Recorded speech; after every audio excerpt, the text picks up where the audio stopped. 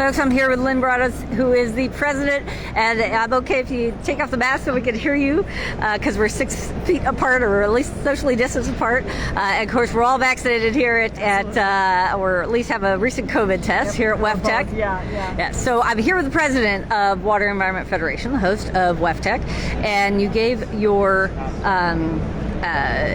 keynote address this morning as the outgoing president, and talking about your experiences.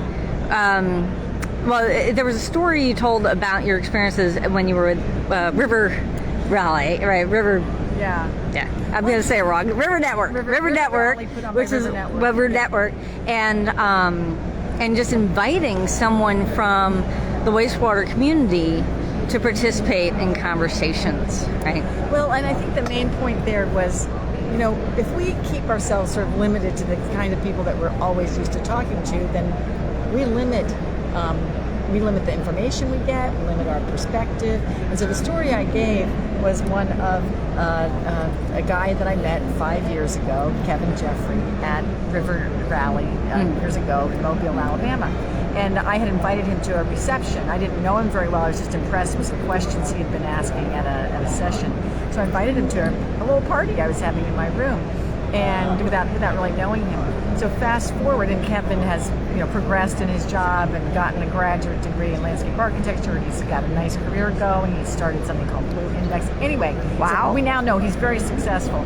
But at the time, he was just a young guy working for DC Stormwater. Anyways, so recently he sent me a text. It was a picture of that little invitation, just almost handwritten invitation from 5 years ago. He has been carrying it around with him on 4 different moves. And I'm like, Kevin, why do you have this? And he said, because it reminds me that I have value, I have worth, somebody thinks I'm worthwhile. And it just struck me that the little action that one can make, you have no idea how it impacts someone else, right? And then how that benefits everybody. I mean, it's benefited me personally in 2 ways.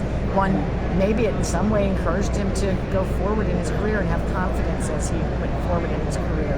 And I should mention that Kevin is an African-American guy, and he may not always feel welcome in these largely white circles.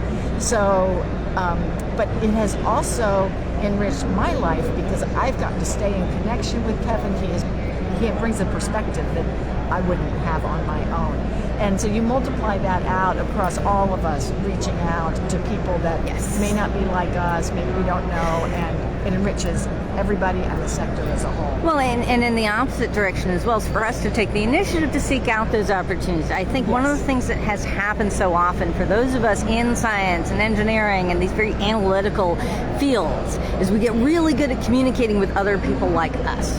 Yes. And I think one of the messages from our keynote speaker is that anyone can learn the skills of being a good conversationalist, of being a good networker. Just because we're more analytical doesn't mean that we cannot learn, especially when it comes into the virtual space, how to connect. Yeah, no, you're absolutely right. And but I think sometimes it's scary to put yourself out there, but just kind of make yourself do it. I mean, people may think I'm this gregarious, outgoing person, but a lot of times if groups new to me, I have to buck up inside and put myself out there, and put and even like to invite someone I don't know to a party. You're like, oh, are they going to reject me or whatever? Yeah. But people really appreciate it, and I think that we need to remember that everybody's wanting to be included, and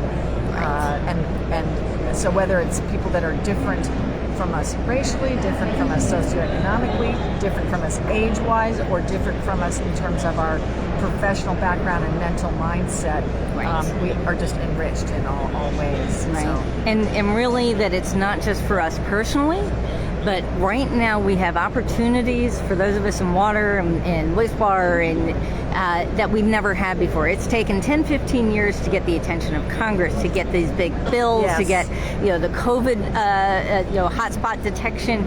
We're in the spotlight. Are we going to step up and perform as we need to. And that was one of the main messages with my remarks this morning, beyond inclusion, is that we have an incredible opportunity. We've been working on the water's worth it and the value of water messages for, 10 years, a dozen years, whatever it is.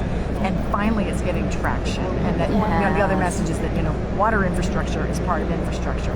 That may seem like old hat now, but it's because we've been working at that message for a long time. And now that we've got the national attention, now that it looks like we're going to get the national funding for water infrastructure, the big question is, what are we going to do with that? Are we going to step up to the plate to meet the needs of the future, or are we just going to keep building things the same way we've been building? Which has been great up until now, but now we've got a different set of challenges than we had 40 years ago.